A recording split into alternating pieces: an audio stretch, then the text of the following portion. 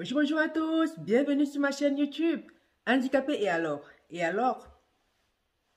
Moi c'est Françoise Ngo. Sur cette chaîne YouTube, nous aborderons la question du handicap. Comment s'accepter et vivre avec? C'est pas toujours facile, mais on doit s'accepter et vivre avec tel qu'on est.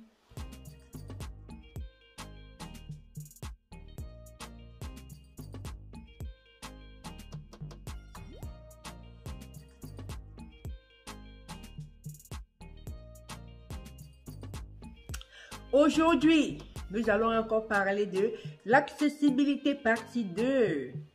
La dernière fois, je vous ai parlé de l'accessibilité. Aujourd'hui, nous allons parler de l'accessibilité encore une fois. Nous parlerons de l'accessibilité des appartements et des transports en commun. Est-ce que le train est vraiment accessible pour nous? Un train qui a des marches, est-ce qu'il est vraiment accessible pour une personne en fauteuil roulant ou personne qui a une orthèse comme moi, où les jours où ça ne va pas, je prends un fauteuil roulant? Est-ce que le train qui a des escaliers est vraiment accessible pour nous? Non, il n'est pas accessible pour nous. Voilà. Parce que tu arrives déjà à accéder à la gare il est accessible, mais le train, est-ce qu'il est accessible? Pour quelqu'un en fauteuil roulant, la gare est accessible en bus quand on est à Paris. Et quand on est en province, c'est en voiture. Sinon, tu ne peux pas te déplacer. Et maintenant, quand tu es à la gare, tu dois accéder au train. Il y a un service à la gare pour les personnes qui ne sont pas au courant. Un service accessibilité pour aider les personnes à monter dans les trains. Donc, vous réservez ce service la veille ou 2 jours avant, vous dites que vous allez voyager et quand vous arrivez à la gare, vous vous rendez vers ce service-là. C'est eux qui vont prendre le relais pour vous accompagner. Donc, il y aura quelqu'un pour vous accompagner s'il y a des changements à faire. Cette personne va vous faire descendre, vous faire monter dans le train, vous aider à descendre. S'il y a des escales, partout où vous allez arriver, il y aura quelqu'un pour vous aider. Donc, pour toutes les personnes qui ne savent pas qu'il y a ce service, sachez qu'il y a ce service pour nous parce que les trains, parfois, ne sont pas accessibles. Je sais que quand le train a des escaliers, il y a un truc pour qu'on t'aide à monter dans le train. Donc, n'hésitez pas. Si vous voulez voyager tout seul, vous dites que vous êtes autonome et voyager, vous pouvez voyager. Ne restez pas enfermé. Ne restez pas enfermé. Vivez. L'handicap, c'est à vie. Nous sommes comme ça à vie. Mais si on s'enferme à la maison, on ne vit plus. Vivez. La deuxième partie, c'est l'accessibilité des appartements. Quand j'ai eu mon premier logement, après avoir été hébergé par des associations, j'ai eu mon premier logement. Le logement, est-ce qu'il était accessible? Oui, quelque part. Mais ils m'ont donné une belle terrasse. J'avais une très belle terrasse. J'étais au rez-de-chaussée. J'avais une très belle terrasse. Mais pour accéder à la terrasse, il y avait une marche. Comment faire moi pour accéder à cette marche et arriver sur la terrasse? Et j'ai appelé la dame qui gérait le logement. Elle m'a dit: estimez-vous heureuse d'avoir une terrasse dans Paris? Moi-même, je suis locataire, je n'ai pas de terrasse dans Paris. Je lui ai dit: elle me sert à quoi votre terrasse si je ne peux pas m'y rendre? Elle ne me sert à rien du tout cette terrasse. Il aurait fallu qu'il n'y ait pas de marche pour que je puisse accéder à la terrasse. Si vous dites que c'est elle me dit: madame, c'est pas pour vous. Je dis: madame, je parle pour toutes les personnes qui vont vivre dans ce logement. Il n'est pas adapté pour nous. La terrasse n'est pas accessible pour nous. Moi, j'ai une prothèse. Le jour où il fait beau, je peux essayer, mais ce n'est pas évident non plus. Parce que lever le pied, c'est pas évident. Je peux arriver à aller dehors. Mais pour quelqu'un qui est en fauteuil roulant, est-ce qu'il pourra? Non, il ne pourra pas. Il va juste admirer la terrasse à distance. Donc, pas accessible. Et quand j'ai demandé à faire le changement de logement, j'ai tellement fait de relance, ça n'a pas marché. J'ai fait un courrier et on m'a changé le logement. Celui-là, il était vraiment accessible. Quand je dis accessible, il était accessible. Donc, l'accès au logement, la salle de bain, parce qu'il y a une ergothérapeute qui est passée, elle a tout regardé. Le logement était accessible. Il y avait un petit bémol. La terrasse. J'avais également une très belle terrasse parce que je suis toujours au rez-de-chaussée. Là, c'est toujours un rez-de-chaussée et j'ai une très belle terrasse. Mais alors, la terrasse, elle n'est pas accessible. Pourquoi? Parce qu'ils ont mis du gravier.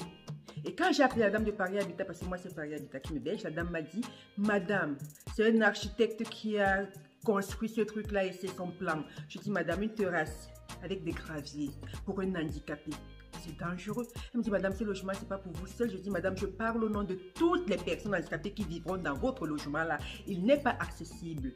Il y a des gravillons. On ne peut pas accéder à ce logement. Elle m'a dit: oh, je peux rien. Heureusement, il y a le directeur territorial de Paris Habitat qui venait visiter le logement. Quand il est arrivé, je lui ai dit: j'ai un très beau logement, mais alors, il n'est pas accessible pour moi. Il y a du gravier, il me dit, mais qui l'a fait? Je dis l'architecte. Et j'ai appelé Paris Habitant, m'a dit que c'était, si je devais le refaire, c'était à mes frais, mais je ne peux pas. Elle me dit, mais il me dit, c'est pas normal. Je dis, ah, je ne sais pas. Et ils ont dû me refaire la terrasse avec de belles lattes. Aujourd'hui, ma terrasse est accessible. Donc, dites-vous qu'il y a toujours moyen d'arriver à avoir son accessibilité. Il faut juste savoir vers qui se tourner. Il y aura toujours ce moyen-là à avoir un logement accessible. Le dernier point de mon accessibilité aujourd'hui, c'était ma salle de bain dans ce logement. On m'a fait une douche à l'italienne, une douche, j'avais ma douche, avec un siège de douche. Dès le premier jour, je me suis assise pour prendre ma douche. À peine assise, je me suis barrée avec le fauteuil de douche. Je ne vous dis pas, je me suis barrée avec le fauteuil de douche. J'ai appelé le gardien, je lui ai dit, ça ne va pas là. Vous avez mis ce fauteuil pour une poupée ou pour un être humain, parce que moi je pèse, je ne sais pas combien de kilos. Dans votre fauteuil de douche là, ça ne va pas du tout. Dès le premier jour, je tombe, ça ne va pas. Vous allez vous dire, je suis dans la plainte. Non, je veux que les personnes comprennent qu'il y a toujours quelque chose à faire pour avoir un logement accessible. Battez-vous pour ça. Sachez qu'à la maison départementale des personnes handicapées, il y a un fonds pour pouvoir vous aider à aménager votre logement. N'oubliez jamais, vous avez droit aux aides pour ça. Donc, il suffit de demander et vous aurez droit à votre logement aménagé. Tout simplement, demandez. Il y a une enveloppe budgétaire pour toutes les personnes handicapées qui ont des logements pas accessibles. Ça s'appelle aménagement du logement. Vous faites une demande de PCH. On va vous aider pour ça. Donc ne restez pas cloîté là ou bien à vous dire oh j'ai un logement qui n'est pas adapté, oh je ne peux pas faire ci, je ne peux pas faire ça. Vous avez droit à des aides. Demandez vos aides et vous les aurez. Donc voilà. Quand c'est pas accessible, on peut trouver les moyens pour le rendre accessible. N'oubliez jamais. Il suffit de demander. Il suffit de vous renseigner. Il suffit de chercher et vous aurez tout ce que vous voulez. Pas tout, mais une bonne partie quand même. Donc, c'était notre leçon d'aujourd'hui pour toutes les personnes qui croient que quand ils sont dans les logements pas accessibles, c'est fini. Non, vous pouvez faire quelque chose. Renseignez-vous. Il y a la maison départementale des personnes handicapées pour ça. Renseignez-vous. Vous avez des droits. Et on va ouvrir ces droits-là pour vous aider à aménager tout ce qu'il faut aménager dans votre logement. Il y a des aides. Voilà, est-ce que vous êtes déjà abonné? Je crois que vous n'êtes pas abonné. Pour toutes les personnes qui ne sont pas encore abonnées, abonnez-vous. Abonner, c'est juste ça. Likez, partagez. Partagez le plus possible. Si vous ne voulez pas parler devant moi, devant la caméra comme moi, envoyez-moi vos histoires et je vais les lire pour vous. Envoyez vos histoires. Ça, c'est une chaîne de partage. Le but de la chaîne, c'est partager nos expériences. Donc, si vous avez des expériences, vous voulez en parler, envoyez-les-moi et je vais les lire tout simplement.